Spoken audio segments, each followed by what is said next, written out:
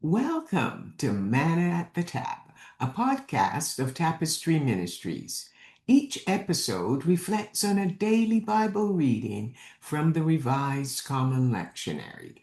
I'm Gloria, a fellow traveler on a spiritual journey with the Tapestry community, and we refer to the daily Bible reading as our spiritual manna.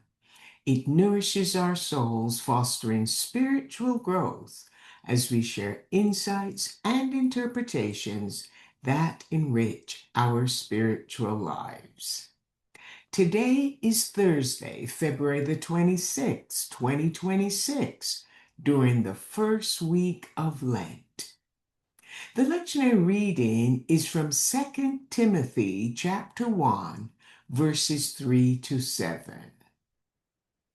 The letter was from the elder statesman, the Apostle Paul, who was imprisoned in Rome and nearing the end of his life.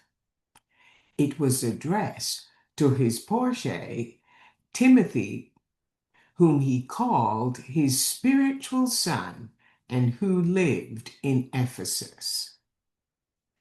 The two men were separated by 1,000 miles, but for the Apostle Paul, Timothy was close and beloved. He was in his heart as he remembered him in his prayers night and day.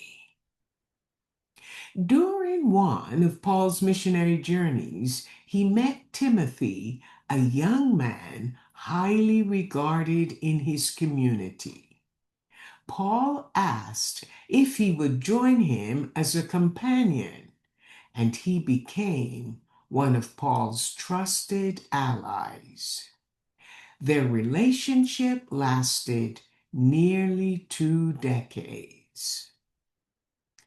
Paul's prayer for Timothy were filled with gratitude to God for their friendship and for Timothy's faithfulness. Paul remembered that Timothy's faith was sincere, rooted in his grandmother Lois and his mother Eunice, and that it was now evident in him. He reminded Timothy that he had been given a special calling on his life, a gift from God.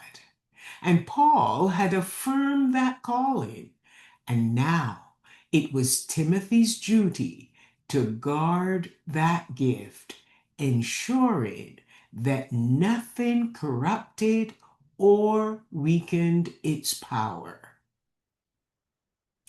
Paul will conclude the lectionary reading with a prayer that he wants Timothy to remember and remind himself of whenever he feels afraid or uncertain. And here's the prayer that Paul wants Timothy to remind himself and to say to himself, and I quote, "The Spirit God gave me does not make me fearful, but gives me power, love, and sound judgment." And this is the same prayer that you and I can make today.